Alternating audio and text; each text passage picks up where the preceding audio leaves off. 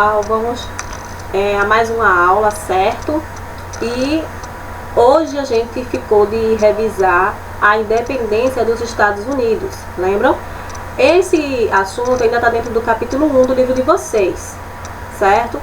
Como ia ficar uma aula muito grande, então eu acabei dividindo em 2 vídeos, mas eu ainda estou dentro do capítulo 1 do livro de vocês, certo? Vamos lá. A independência dos Estados Unidos, ela tem ali várias características, né, de um sistema iluminista, das ideias iluministas. Quem não lembra o que são ideias iluministas vai ter que voltar lá no outro vídeo, certo? E refrescar a memória. Vamos lá. A gente sabe que antes da gente falar de Estados Unidos, a gente tem que focar e entender que os Estados Unidos, ele era uma colônia inglesa. A Inglaterra dominava o território que hoje a gente conhece como Estados Unidos, mas antes eram chamados de 13 colônias, certo? As 13 colônias, que são os estados que a gente conhece hoje, referente aos Estados Unidos, certo? Vejam só, os Estados Unidos, ele era o principal produtor de matéria-prima. Como vocês sabem, a Inglaterra, ela já estava bem avançada na questão da Revolução Industrial. Então, essas colônias, elas serviam como abastecimento de material para metrópole, que na época, a gente está se referindo à Inglaterra. Existiam duas colônias, na verdade. A gente tinha ali as colônias do Sul e as colônias do Norte. Vamos focar na colônia do Norte por enquanto. A colônia do Norte, a produção, né, as pessoas que trabalhavam na colônia do Norte eram assalariadas. E elas defendiam a ideia de se libertar de alguma maneira da metrópole, que era Inglaterra. Já a colônia do Sul, ela era basicamente escravista, ou seja, mão de obra escrava. E tinha muito medo de sair aí do domínio inglês.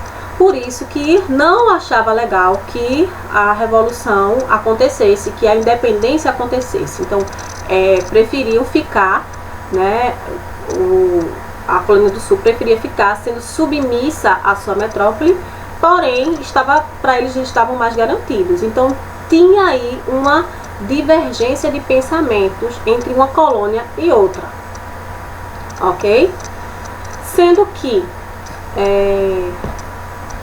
os Estados Unidos ganhou um aliado, que nesse caso foi a França. A França já há muito tempo já vivia descontente com a posição que a Inglaterra ocupava e queria realmente ganhar espaço. Foi aí que a França resolveu se aliar àqueles que desejavam a independência, que no caso era a independência dos Estados Unidos, né? Que até então, enquanto não acontece a independência, ali, o que a gente conhece hoje por Estados Unidos, era considerada as 13 colônias inglesas, certo?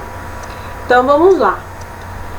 A partir daí, no caso a França, né, já tinha tido um conflito com a Inglaterra há um tempo atrás. E esse conflito, ele ficou conhecido como Guerra dos 7 Anos, que foi um conflito entre França e Inglaterra. Lembrando que a Inglaterra, gente, ela sempre teve, né, uma formação, né, estrutura social e econômica bem mais evoluída do que outros países da Europa, certo? Então, o que acontece? Essa Guerra dos 7 Anos, que foi ali de 1756 até 1763, né? Foi uma disputa entre Inglaterra e França sobre o domínio comercial, certo? do território que era referente ali à América do Norte, certo? Então, assim, os colonos ingleses, eles lutaram, né, com esses soldados franceses, mas os franceses eles não tinham tanto recurso quanto os ingleses e acabaram perdendo a guerra dos 7 anos. Então aí a Inglaterra sai vencedora. Vê aí na página de vocês, 381, que tem um resuminho sobre a Guerra dos 7 anos. Ok? Gente, de preferência, quando vocês forem assistir as aulas de vídeo, assistir os vídeos, é importante que vocês estejam com o material da disciplina em mãos, para facilitar, sabe? Porque vocês podem querer grifar algo importante e automaticamente já vai grifando ali na medida que eu for falando, tá bom? Então vamos lá. A Guerra dos 7 anos, aqui no livro de vocês, né? Página 381. A Guerra dos 7 anos foi uma série de conflitos internacionais ocorridos entre 1756 a 1763. As principais causas da guerra centravam-se nas disputas pela supremacia colonial em áreas da África, Ásia e na América. Como eu falei, né, aqui, se vocês quiserem marcar, já podem marcar. Eu já tinha falado antes que a França ela foi derrotada. E tem aqui, ó. A França saiu derrotada da guerra e perdeu áreas importantes, como a região do atual Canadá. Outras regiões que a França perdeu foi aí o Vale do Rio Oil, a Índia e também as Bahamas. Aí, ao contrário da França, a Inglaterra foi considerada vitoriosa, apesar dos altos gastos militares que teve com a guerra, certo? Já existia uma insatisfação da França, uma antipatia da França e Inglaterra bem antes, mas a situação ainda ficou muito pesada depois da Guerra de 7 anos. Então, essa insatisfação ainda ficou maior depois desse conflito, certo? Então, vejam só. Voltando ao processo de independência, a França aí, quando os colonos eles decidiram reagir e fazer com que as colônias se tornassem independentes da Inglaterra, a França foi a principal aliada desses colonos. Houve uma resistência muito grande. Existiam colonos que queriam continuar sendo meio que apoiadores da metrópole, e outros que não aguentavam mais, que falavam que o Estado, né, as colônias tinham condições sim de serem independentes e de produzir. Certo? Então vejam só. Foi aí que houve, né, a introdução das ideias iluministas que contribuíram para que o antigo regime que ali acontecia fosse quebrado. Bom, como eu falei, existia ali uma resistência, né, com relação aos colonos. Alguns queriam a independência e outros não queriam. Aí vejam só, aqueles que estavam insatisfeitos começaram a se rebelar contra a Inglaterra. Então, vendo a reação dessas pessoas, a Inglaterra tentou o quê? Reagir e criou uma série de leis. Então, a Inglaterra não queria perder aquelas pessoas que produziam, né, o suprimento das suas indústrias. Porque nessas regiões, basicamente, a produção era de algodão. E algodão era a principal matéria-prima de fazer tecidos, né? E as fábricas da Inglaterra produziam o quê? Tecidos. A tecelagem. Então em 1764, foi instituída a primeira lei, que foi a lei do açúcar. Só para vocês refrescarem a memória de vocês, quiserem dar uma leitura, tem aqui um resuminho delas na página 382. Bom, como eu falei, a partir de 1764 foram instituídas várias leis. Uma delas foi a lei do açúcar, que estava ali impondo que os colonos eles pagassem tarifas alfandegárias para esses determinados produtos, que era açúcar, café, o vinho, e era totalmente proibido a compra de qualquer um desses produtos. que não fosse de origem inglesa, certo?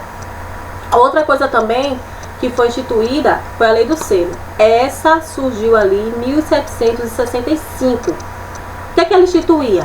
Dizia o seguinte: instituiu um novo tributo aos colonos sobre documentos legais e todos os impressos, como periódicos, jornais, enfim, todos tinham que ter um determinado selo. Essa lei estabelecia que se pagasse uma tarifa para que os documentos recebessem o selo real, inglês, que comprovaria a autorização da coroa, certo? Outra lei também foi a Lei do Chá.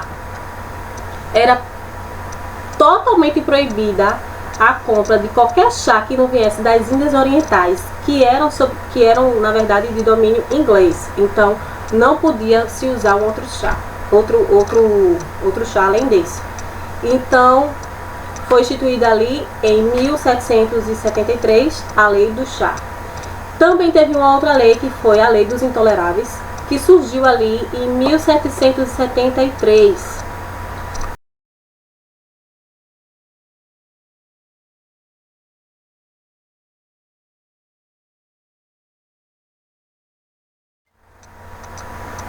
Bom, então aí foram criadas várias leis que limitavam, né, o poder dos colonos.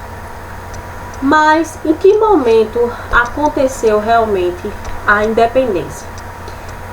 Houve uma revolta chamada Revolta do Chá de Boston, que foi no momento em que os colonos eles saquearam um dos principais navios que tinha lá um carregamento de chá, né? E eles saquearam esse navio. Então, a partir dali, foi chamado de Revolta do Chá, aquele episódio ali, né? Porque todos os carregamentos chegavam em Boston, através desse local, certo? Então, diante de tanta pressão, foi criada ali, né, um congresso. Teve o primeiro congresso e o segundo congresso, né, que é chamado primeiro congresso da Filadélfia e o segundo congresso da Filadélfia. O primeiro congresso da Filadélfia, que foi em 12 de setembro de 1774, determinava ali um boicote, ou seja, um boicote nos produtos ingleses, né? Aí a Guerra da Independência, como vocês podem ver aí na 383, aí tem assim: a Guerra da Independência começou no ano seguinte, em 1775, 10 de maio de 1775, quando os representantes da colônia se reuniram no segundo congresso da Filadélfia e decidiram romper totalmente as relações com os ingleses, certo? Então, nesse mesmo dia, nesse mesmo evento, decidiram aí organizar um exército que foi liderado por George Washington. Depois disso, a gente vê aí que a Inglaterra ela passa a ficar cada vez mais fragilizada. Diante da situação, não tinha outra. Estava muito próximo dos Estados Unidos se tornar independente. Então, em 4 de julho de 1776, foi declarada a Declaração de Independência dos Estados Unidos, que foi redigida por Thomas Jefferson e tinha ideias iluministas redigidas ali, certo? Segundo a declaração, o que acontecia? Os 4 primeiros pontos: todos os homens foram criados iguais, todos têm direito à vida, à liberdade e à busca da felicidade, né? Que são preceitos iluministas. Quando uma forma de governo suprimir esses direitos, o povo pode anular esse governo e instituir um novo. As colônias unidas são estados livres e independentes. Essa é uma das 4 coisas importantes que tinha na declaração, certo? Então a gente vê que as ideias iluministas elas favoreceram para que os Estados Unidos se tornassem independentes, até porque os Estados Unidos, que antes ainda eram 13 colônias, vivia num antigo regime, num regime absolutista, certo? Aí, esse conflito só terminou em 1783. Mesmo a Declaração da Independência declarada ali para todo mundo ver, somente os conflitos só foram parar em 1783. Onde é que vocês vão ver isso? No tópico seguinte.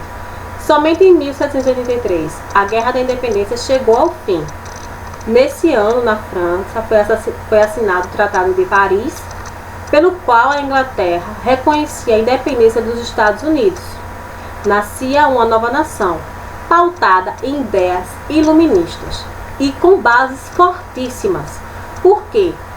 A partir daí, os Estados Unidos já sabiam o caminho de como se tornar um país superpotente, até porque ele tinha como sua instrutora a Inglaterra, que era uma superpotência também. Então, já sabiam como transformar o país num país desenvolvido e forte. Então, vejam só, após isso foi, claro, né, instituída uma constituição para um novo país, porque todo país tem que ter essa constituição, não é isso? Mas toda essa construção foi pautada em ideias iluministas, ok?